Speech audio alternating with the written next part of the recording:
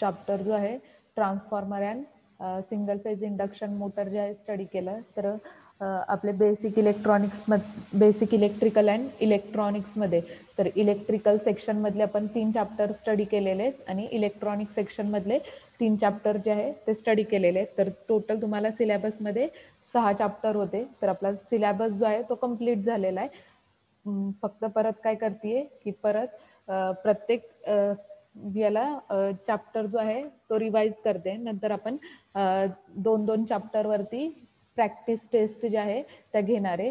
तर आपण इलेक्ट्रिकल सेक्शनमध्ये चॅप्टर जो स्टडी केलेला आहे तर याच्यामध्ये transformer and single phase induction motor जे आहे ते आपण लास्ट टाइम स्टडी केलेलं आहे. तर ट्रान्सफॉर्मर मीन्स व्हॉट,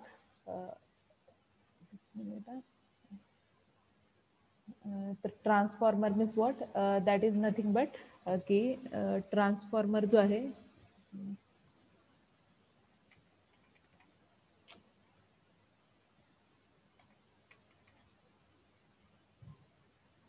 तर ट्रान्सफॉर्मर जो आहे that is nothing but electrical device आहे. तर ट्रान्सफॉर्मर जो आहे that is used to increase or decrease the voltage as per the requirement. तर सर्किटमध्ये आपण काय करतो तर व्होल्टेज इन्क्रीज किंवा डिक्रीज करण्यासाठी काय करतो ट्रान्सफॉर्मर जो आहे तो सर्किटमध्ये यूज करतो. तर याच्यामध्ये ट्रान्सफॉर्मरमध्ये की आपण 2 टाईपचे ट्रान्सफॉर्मर जे आहे ते स्टडी केलेले, step up transformer and step down transformer. तर डायग्रॅम स्टेप अप स्टेप डाऊनच्या स्टडी केल्या होत्या. तर याच्यामध्ये ट्रान्सफॉर्मर जो आहे that is nothing but it converts electrical energy into magnetically energy, then again magnetic energy into electrical energy. तर basically transformer जो आहे तो आपण काय करतो की इलेक्ट्रिकल एनर्जीचं कन्वर्जन मॅग्नेटिक एनर्जीमध्ये किंवा मॅग्नेटिक एनर्जीचं कन्वर्जन जे आहे इलेक्ट्रिकल एनर्जीमध्ये कन्वर्ट करण्यासाठी काय करत होतो ट्रान्सफॉर्मर डिव्हाइस जो आहे तो आपण काय करतो सर्किटमध्ये यूज करतो. तर याच्यामध्ये देन नेक्स्ट जे आहे की ट्रान्सफॉर्मर जो आहे that is operates on the principle of that is principle सांगितलं की फॅरेडेज लॉ वरती तुमचं काय होणार आहे ट्रान्सफॉर्मर जो आहे तो काय होतो वर्क होतो. तर ट्रान्सफॉर्मर जो आहे that is works on the principle of Faraday's law of electromagnetic induction. तर आपण Faraday's law of electromagnetic induction जे आहे ते स्टडी केलेले. तर याच्यामध्ये in transformer there are main 2 windings. तर ट्रान्सफॉर्मर जो आहे 2 मेन वाइंडिंग्स पासून डिझाईन केलेला असतो, that is primary winding and secondary winding. तर primary winding and secondary winding that are coupled to each other by using iron core. तर इथं basic diagram जी आहे ट्रान्सफॉर्मरची इंडिकेट केलेली आहे की आपण ट्रान्सफॉर्मरला काय देणार आहे AC इनपुट सिग्नल देणार आहे.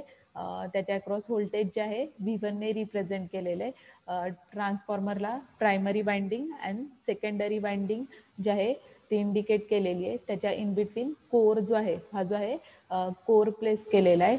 देन आउटपुट व्होल्टेज जे आहे अगेन आउटपुट व्होल्टेजला तुमचा साइन सिग्नल जो आहे तो रिप्रेझेंट केलेला आहे, दॅट इज ट्रान्सफॉर्मर. तर ट्रान्सफॉर्मरच्या अक्रॉस आपण काय करतो तर power P1 and P2 note केलेलं आहे. तर P1 is nothing but primary वाइंडिंगची पॉवर आणि P2 is nothing but secondary वाइंडिंगची पॉवर.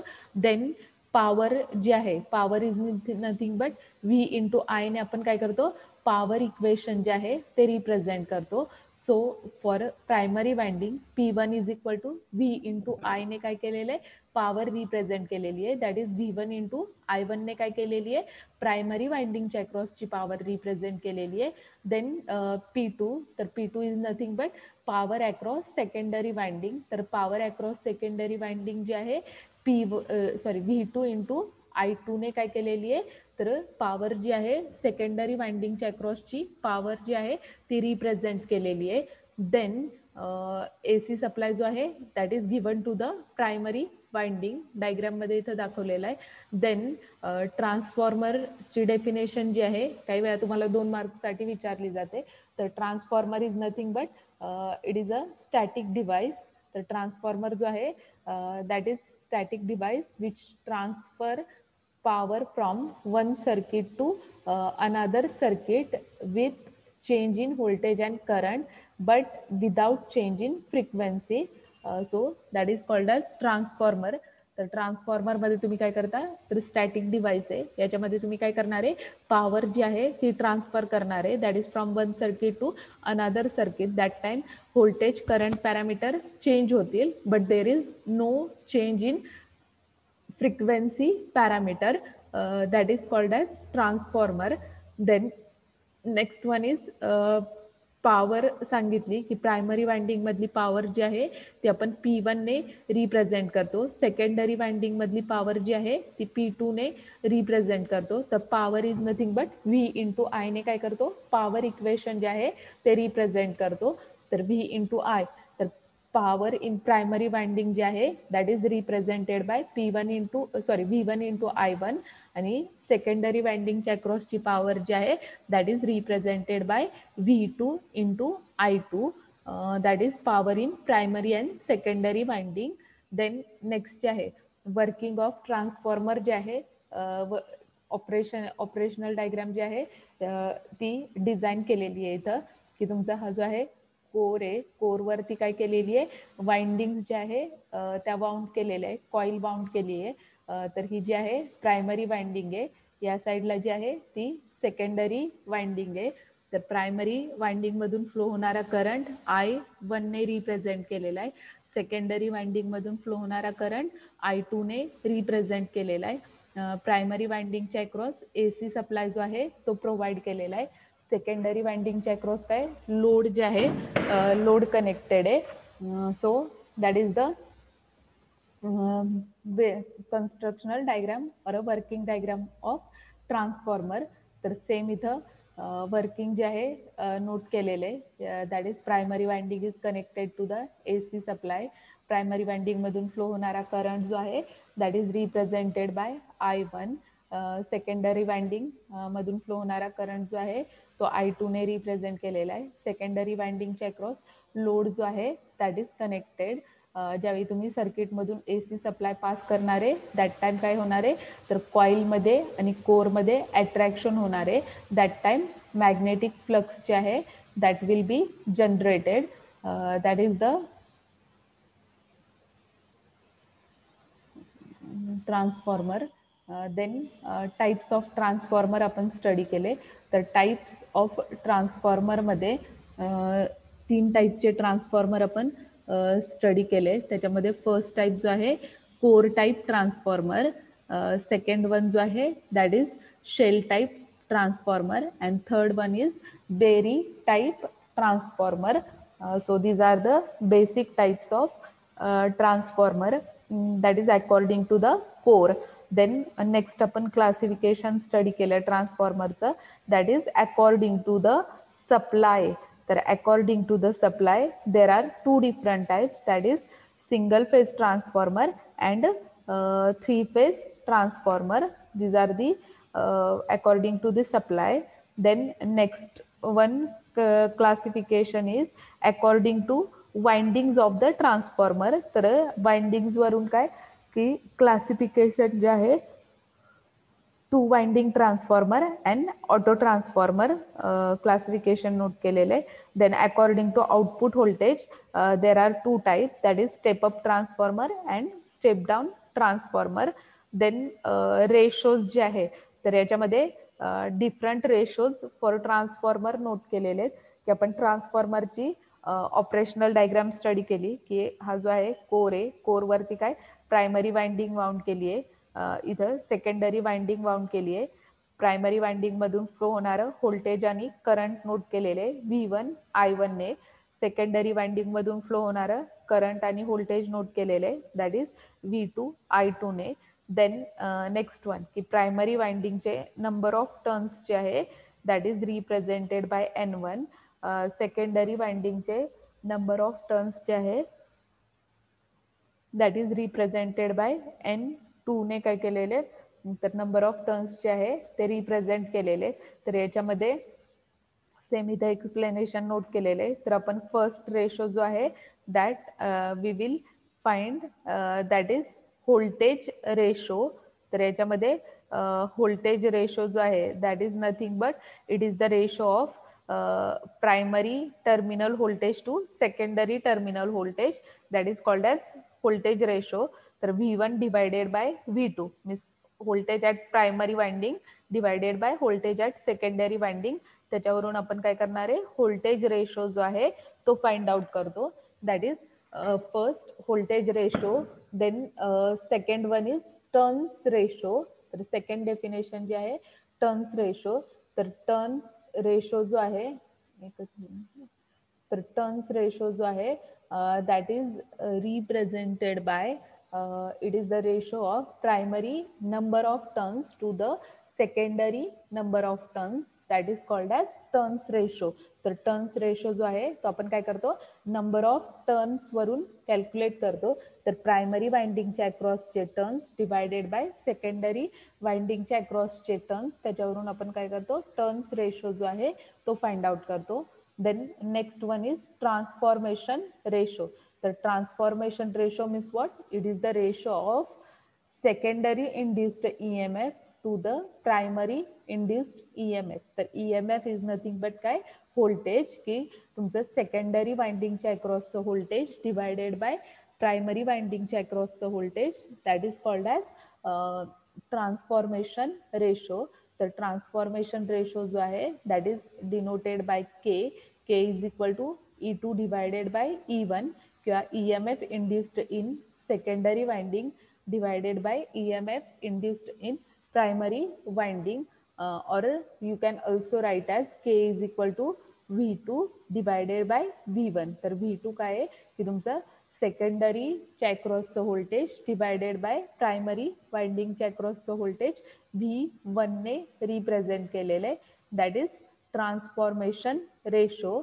देन नेक्स्ट वन जे आहे की याच्यामध्ये ट्रान्सफॉर्मेशन रेशो जो आहे, तर ट्रान्सफॉर्मेशन रेशो मध्ये की आपण काय करणार आहे, ट्रान्सफॉर्मेशन रेशो जो आहे तो के ने रिप्रेझेंट करतो. तर K is nothing but transformation ratio, की ज्यावेळी के ची व्हॅल्यू ग्रेटर दॅन 1 असेल that time the transformer is step up transformer. तर आपण step up transformer and step down transformer जे आहे ते डिझाईन करणार आहे. तर ज्यावेळी के ची व्हॅल्यू ट्रान्सफॉर्मेशन रेशोची व्हॅल्यू 1 पेक्षा जास्त असणार आहे that time your transformer is step up transformer. आणि ज्यावेळी 1 पेक्षा लेस असणार आहे that is transformation ratio is less than 1, that time transformer is a step down transformer. या काही वेळा काय की ट्रान्सफॉर्मेशन रेशोची value that is equal to 1. तर ज्यावेळी इक्वल असणारे दॅट इज व्होल्टेज जे आहे प्रायमरी वाइंडिंगचं व्होल्टेज V1 आणि सेकंडरी वाइंडिंगचं व्होल्टेज V2 जे आहे ते काय असणार आहे, ज्यावेळी इक्वल असणार आहे दॅट टाइम के जो आहे तो आपण 1 ने रिप्रेझेंट केलेला आहे, that is transformation ratio related note केलेलं. देन पॉवर जे आहे ते सांगितलंय तुम्हाला. देन इंड्युस्ड व्होल्टेज जे आहे की इंड्युस्ड व्होल्टेज जे आहे प्रायमरी आणि सेकंडरी वाइंडिंग. तर प्रायमरी वाइंडिंगच्या अक्रॉस की सेम ट्रान्सफॉर्मरची डायग्राम ड्रॉ केलेली आहे.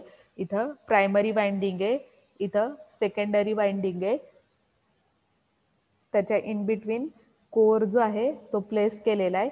तर प्रायमरी वाइंडिंग मधून E1 EMF इंड्यूस होणार आहे, सेकंडरी वाइंडिंग मधून E2 EMF इंड्यूस होणार आहे. तर EMF इक्वेशन जे आहे that is given by E is equal to E1 असेल किंवा E2 असेल that is equal to 4.44 phi m f into N1. तर प्रायमरी वाइंडिंगच्या अक्रॉसचं EMF जे आहे ते आपण E1 ने रिप्रेझेंट करणार आहे. सेकंडरी वाइंडिंगच्या अक्रॉसचं EMF जे आहे ते आपण E2 ने रिप्रेझेंट करणार आहे. तर E1 आणि E2 तर याच्यामध्ये स्टँडर्ड फॉर्म्युला आहे. तर 4.44 phi m. तर phi मीन्स की तुमचं फ्लक्स, F मीन्स फ्रिक्वेन्सी असणार आहे आणि N1 means what, number of turns of primary winding, that is EMF in EMF induced in primary winding. Same E2 जो आहे that represents EMF induced in secondary winding. So E2 is nothing but 4.44 phi m F into N2. तर phi is nothing but magnetic flux असणार आहे. F काय आहे frequency आहे आणि next one N2 जो आहे that is nothing but number of turns in secondary winding, that is in EMF induced in secondary winding साठी इक्वेशन जे आहे ते आपण नोट केलेलं. देन नेक्स्ट जे आहे की न्यूमेरिकल जे आहे ते तुम्हाला सांगितलं होतं की सपोज 230 व्होल्ट और 115 volt single phase transformer has 100 turns in primary winding. Find number of turns in secondary winding. Second parameter सांगितलेला आहे. ट्रान्सफॉर्मेशन रेशो फाइंड आउट करायला सांगितलेला आहे आणि I1 आणि I2 पॅरामीटर जे आहे I2 पॅरामीटर फाइंड आउट करायला सांगितलेला आहे. I1 पॅरामीटर जो आहे तो तुम्हाला 1 एम्पियर दिलेला आहे. तर गिवन डेटामध्ये व्होल्टेज जे आहे 230 आणि 115 दिलेलं आहे. तर 230 जे आहे आपण V1 व्होल्टेज रिप्रेझेंट करणार आहे. 115 जे आहे V2 व्होल्टेज रिप्रेझेंट करणार आहे. Number of turns of primary winding दिलेले 100 जे आहे ते नोट केलेले आहे. देन N2 फाइंड आउट करायला सांगितलाय, K फाइंड आउट करायला सांगितलेला आहे आणि I2 ची व्हॅल्यू जी आहे ती फाइंड आउट करायला सांगितली आहे. तर ट्रान्सफॉर्मेशन रेशो जो आहे that is nothing but V2 divided by V1 is equal to N2 divided by N1 ने काय केलेलं आहे ट्रान्सफॉर्मेशन रेशो जो आहे तो रिप्रेझेंट केलेला आहे. फक्त इथं काय करणार आहे आपण व्हॅल्यू पुट करणार आहे. सिम्प्लिफिकेशन करून N2 ची व्हॅल्यू जी आहे ती फाइंड आउट करणार आहे. देन V1 V2 ची व्हॅल्यू दिलेली आहे त्याच्यावरून K ची व्हॅल्यू जी आहे ती फाइंड आउट करणार आहे. देन V1 I1 आपण पॉवर इक्वेशन स्टडी केलं होतं. तर त्याच्यामध्ये एक्झाम्पलमध्ये तुम्हाला I2 ची I1 ची व्हॅल्यू दिलेली आहे, I2 ची फाइंड आउट करायला सांगितली आहे. तर इक्वेशनमध्ये V1 I1 ची व्हॅल्यू पुट करणार आहे. V2 I2 ची व्हॅल्यू जी आहे ती सिम्प्लिफिकेशन करून काय करणार आहे व्हॅल्यू जी आहे ती फाइंड आउट करणार आहे. दॅट इज सिम्पल एक्झाम्पल दिलेलं आहे. नंतर नेक्स्ट वन जे आहे की काही वेळा क्वेश्चन पेपरमध्ये 2 मार्क्ससाठी क्वेश्चन तुम्हाला विचारलेला असतो. That is draw and explain in short core type transformer. तर कोर टाईप ट्रान्सफॉर्मर जो आहे तर डायग्राममध्ये सेम डायग्राम तुम्ही ड्रॉ करणार आहे की प्रायमरी वाइंडिंग दाखवणार आहे, सेकंडरी वाइंडिंग दाखवणार आहे. प्रायमरी वाइंडिंगच्या अक्रॉस AC सप्लाय प्रोव्हाइड करणार आहे, सेकंडरी वाइंडिंगच्या अक्रॉस लोड जे आहे ते लोड कनेक्ट करणार आहे की ज्यावेळी AC सप्लाय सर्किटमधून पास करणार आहे दॅट टाइम कोर आणि कॉइलमध्ये अट्रॅक्शन होणार आहे. तर कोर आणि कॉइल मधलं अट्रॅक्शन जे आहे ते आपण काय करणार आहे मॅग्नेटिक फ्लक्सने रिप्रेझेंट करतो. तर magnetic flux is nothing but फायने काय करणार आहे तर अट्रॅक्शन जे आहे ते रिप्रेझेंट करणार आहे. देन नेक्स्ट वन जे आहे सेम इथं कन्स्ट्रक्शन अँड वर्किंग जे आहे ते नोट केलेले कोर टाईपमध्ये. देन नेक्स्ट जे आहे की याच्यामध्ये शेल टाईप. तर शेल टाईप ट्रान्सफॉर्मर जो आहे सेम टाईप ट्रान्सफॉर्मर आहे, फक्त याच्यामध्ये काय आहे की सिंगल दोन्ही जे आहे प्रायमरी वाइंडिंग आणि सेकंडरी वाइंडिंग जे आहे दोन्ही काय केलेलं आहे एकाच कोरवरती लॅमिनेट केलेले आहे. तर इथं प्रायमरी वाइंडिंग, इथं सेकंडरी वाइंडिंग.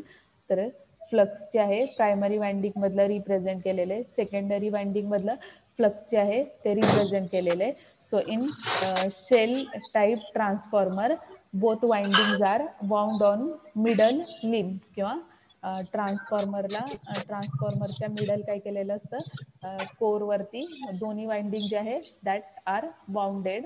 दॅट इज तर हा जो आहे तो तुमचा शेल टाईप ट्रान्सफॉर्मर जो आहे डायग्राममध्ये इंडिकेट केलेला आहे. देन नेक्स्ट वन जे आहे ऑटो ट्रान्सफॉर्मर आहे. तर ऑटो ट्रान्सफॉर्मर मीन्स वॉट की याच्यामध्ये auto transformer that is consist of two separate windings that are one primary winding and other is secondary winding. But auto transformer आणि transformer concept जो आहे तो आपण स्टडी केला. तर ट्रान्सफॉर्मर मध्ये की दोन सेपरेट वाइंडिंग प्रायमरी वाइंडिंग आणि सेकंडरी वाइंडिंग आपण डिझाईन करत होतो. But auto transformer that is nothing but it consist of only one winding. तर ऑटो ट्रान्सफॉर्मर जो आहे तो त्याच्यामध्ये काय की तुमची फक्त एकच वाइंडिंग असणार आहे that is common which is used as a both primary and secondary winding. तर only one winding जी काही तुम्ही यूज करताय that is used as a primary winding as well as a secondary winding. तर याच्यामध्ये की auto ट्रान्सफॉर्मरची diagram जी आहे ती इथं शेअर केलेली आहे. तर हा जो आहे ऑटो ट्रान्सफॉर्मर आहे रोटरी मुव्हेबल कॉन्टॅक्ट जो आहे इथं इंडिकेट केलेला आहे. तर याच्यामध्ये दोन फिक्स टर्मिनल असणार आहे आणि एक काय असणार आहे व्हेरिएबल टर्मिनल असणार आहे. तर याच्यामध्ये स्टेप अपची ॲक्च्युअली डायग्राम जी आहे स्टेप डाऊन ऑटो ट्रान्सफॉर्मर आणि स्टेप अप ऑटो ट्रान्सफॉर्मर जो आहे तो इंडिकेट केलेला आहे. तर स्टेप डाऊन ऑटो ट्रान्सफॉर्मरमध्ये आउटपुट व्होल्टेज जे आहे ते आपण V2 ने रिप्रेझेंट करणार आहे. तर output voltage is nothing but standard equations आहेत N2 divided by N1 into V1. तर ही जी आहे डायग्राम तुमची स्टेप डाऊन ट्रान्सफॉर्मरची आहे.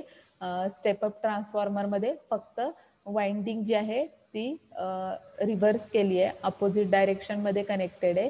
इक्वेशन सेम नोट करणार आहे V2 is equal to N2 divided by N1 into V1 that is the output voltage for step up transformer.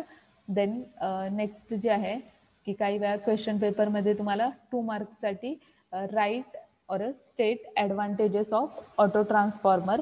तर advantages जे आहे ते नोट करायला विचारले जातात.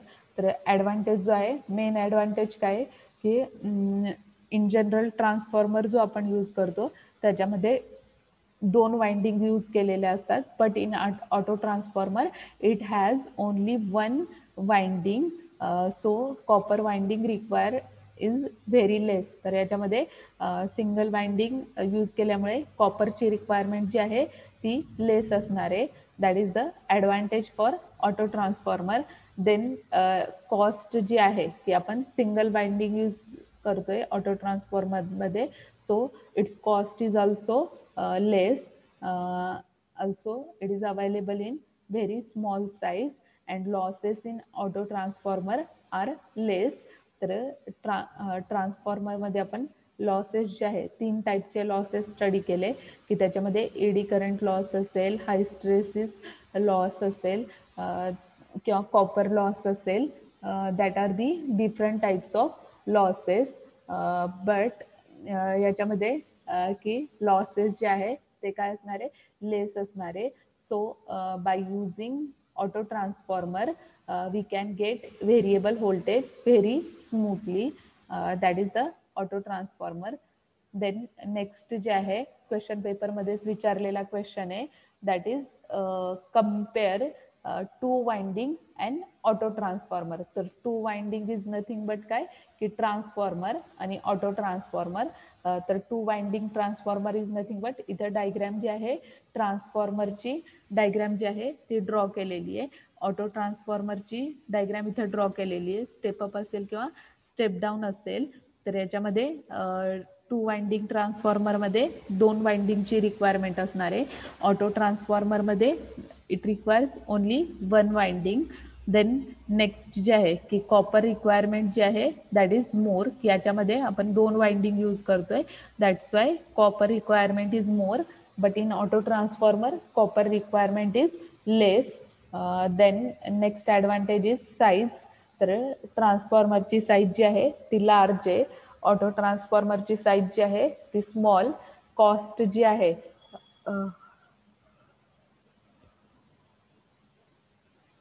तर ट्रान्सफॉर्मरची कॉस्ट जी आहे ती मोर असणार आहे. बट ऑटो ट्रान्सफॉर्मरची कॉस्ट जी आहे that is less. Then next comparison point जे आहे की ॲप्लिकेशन किंवा ट्रान्सफॉर्मर जो आहे तो आपण पॉवर ट्रान्सफॉर्मर किंवा डिस्ट्रीब्युशन ट्रान्सफॉर्मर किंवा वेल्डिंग ट्रान्सफॉर्मर ॲप्लिकेशनमध्ये ट्रान्सफॉर्मर डिव्हाइस जो आहे तो यूज करतो. देन नेक्स्ट वन जे आहे ऑटो ट्रान्सफॉर्मर. तर ऑटो ट्रान्सफॉर्मर जो आहे तो व्हॅरॅक किंवा dimmerstat that is electrical equipment आहे. त्याच्यामध्ये आपण काय करतो तर ऑटो ट्रान्सफॉर्मर जो आहे तो यूज करतो. देन नेक्स्ट वन जे आहे की सिंगल फेज इंडक्शन मोटर आपण या चॅप्टरमध्ये स्टडी केलं. तर सिंगल फेज इंडक्शन मोटर जे आहे ते सांगितलं की सिंगल फेज इंडक्शन मोटर जे आहे त्या तुमच्या 230 व्होल्टवरती ऑपरेट होतात. देन 3 फेज इंडक्शन मोटर असेल तर 440 किंवा त्याच्यापेक्षा जास्त व्होल्टेजवरती काय होणार आहे 440 किंवा 415 व्होल्टवरती काय होणार आहे इंडक्शन मोटर जे आहे त्या वर्क होतात. तर याच्यामध्ये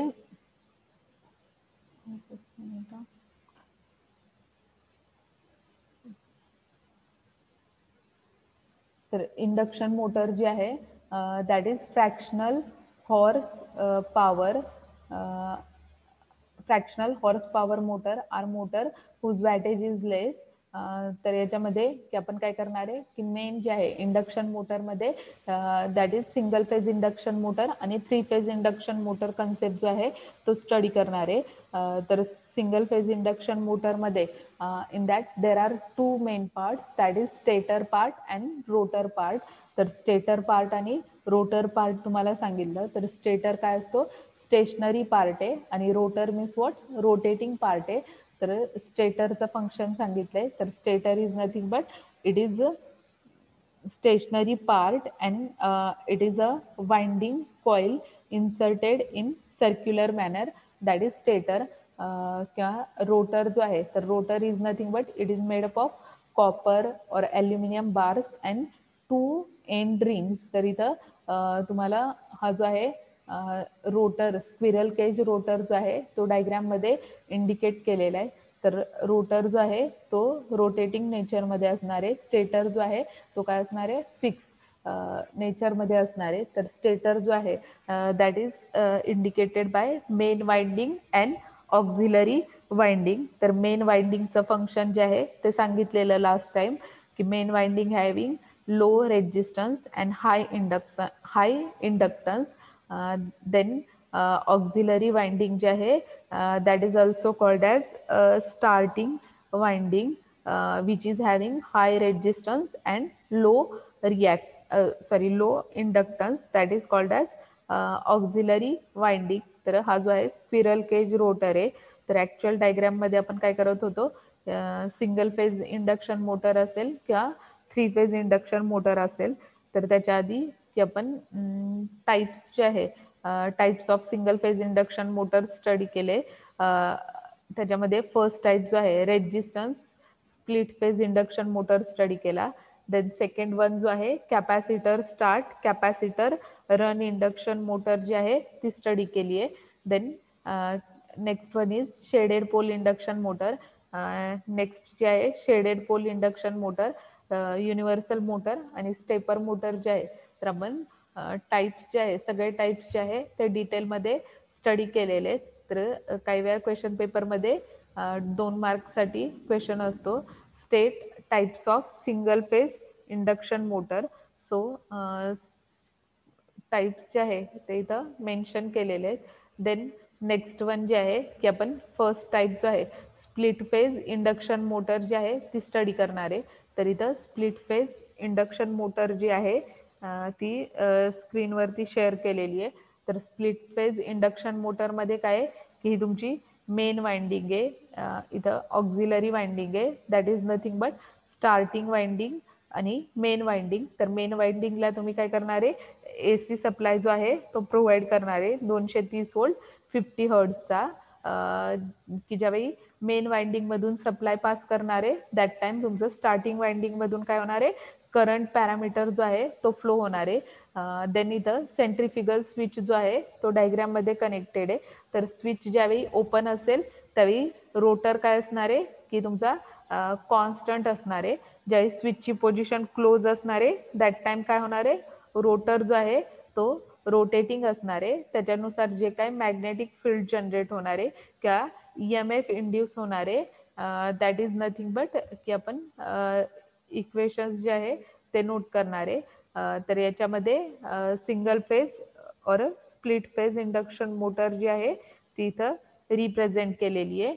देन स्प्लिट फेज इंडक्शन मोटरचे ॲप्लिकेशन्स जे आहे ते तुम्हाला सांगितलेले आहे की इन जनरल फॅन्समध्ये, ब्लोअरमध्ये, वॉशिंग मशीन असेल किंवा सेंट्रिफ्युगल पंप असेल त्याच्यामध्ये आपण काय करतो, इंडक्शन मोटर जी आहे ती यूज करतो. देन सेकंड टाइप जो आहे capacitor start single phase induction motor study केली तर सेम डायग्राम ड्रॉ केलेली, फक्त इथं काय केलेला कॅपॅसिटर जो आहे की स्प्लिट फेज इंडक्शन मोटरची डायग्राम सेम डायग्राम ड्रॉ केलेली आहे, फक्त काय केलेलं आहे या डायग्राम मध्ये कॅपॅसिटर कंपोनंट जो आहे तो ऍड केलेला आहे. तर कॅपॅसिटर कंपोनंटचं फंक्शन काय की कॅपॅसिटर चार्ज आणि डिस्चार्ज होणार आहे.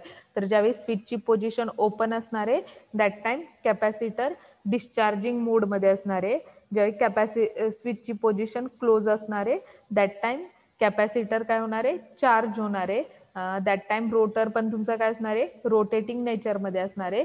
So there is magnetic field between की तुमचं रोटेटिव्ह वाइंडिंग आणि स्टेटर वाइंडिंगच्या इन बिटवीन जो एअर गॅप रिप्रेझेंट केलेला आहे तर इथं तुमचं काय होणार आहे मॅग्नेटिक फील्ड जे आहे ते जनरेट होणार आहे. तर magnetic field is nothing but magnetic lines of force. तर मॅग्नेटिक लाईन्स ऑफ फोर्स जे आहे ते आपण काय करणार आहे फायने रिप्रेझेंट करतो, that is capacitor start induction motor. तर याच्यामध्ये काय केलेलं आहे फक्त कॅपॅसिटर कंपोनंट जो आहे तो ऍड केलेला आहे. देन नेक्स्ट टाइप आपण स्टडी केला that is capacitor start capacitor run motor.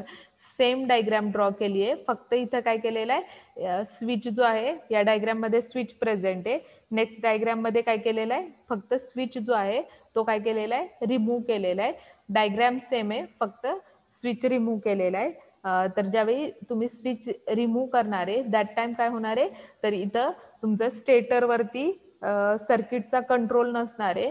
तर ज्यावेळी स्विचची पोझिशन ओपन असेल क्लोज असेल तर आपण काय करू शकतो तर रोटरवरती कंट्रोल करू शकतो की ज्यावेळी स्विचची पोझिशन ओपन असेल त्यावेळी तुमचा रोटर जो आहे तो कॉन्स्टंट पोझिशनला असणार आहे. ज्यावेळी स्विचची पोझिशन क्लोज असणार आहे दॅट टाइम रोटर जो आहे रोटेटिंग नेचरमध्ये असणार आहे.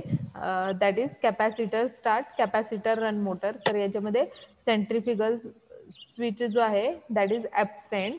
देन ॲप्लिकेशन्स जे आहे capacitor start or capacitor start capacitor run single phase induction मोटरचे ॲप्लिकेशन्स जे आहे ग्राइंडरमध्ये तुम्ही यूज करू शकता किंवा कॉम्प्रेसर असेल. नेक्स्ट वन इज कन्व्हेअर्समध्ये, फॅन, एअर कंडिशनर सर्किटमध्ये, रेफ्रिजरेटरमध्ये. तर single phase induction motor that is capacitor start and capacitor start capacitor run motor जी आहे ती यूज करू शकता.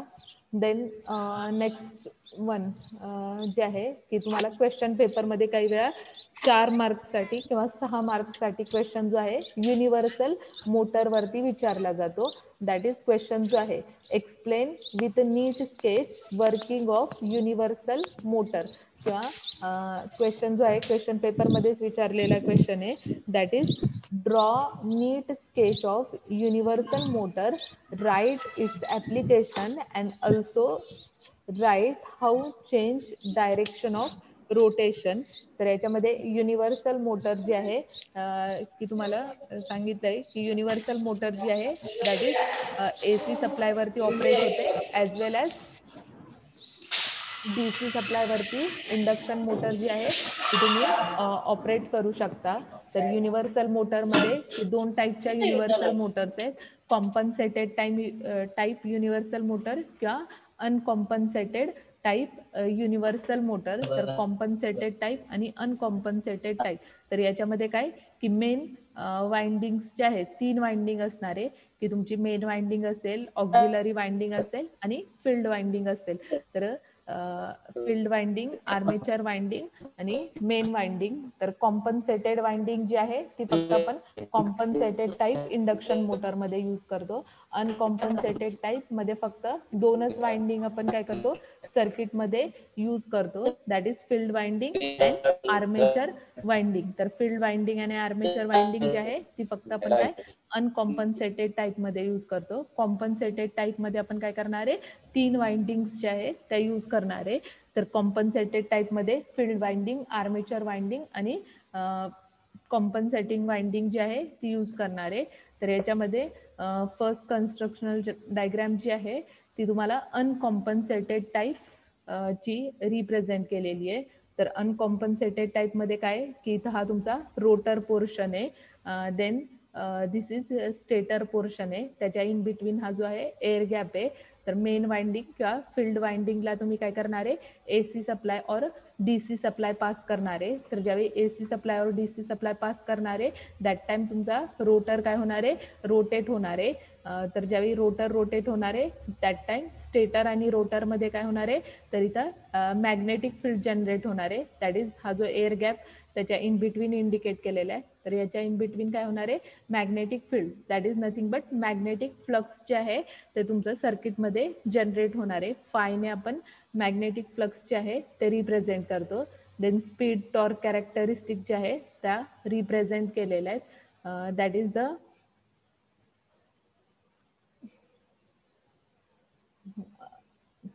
so this is the first uncompensated type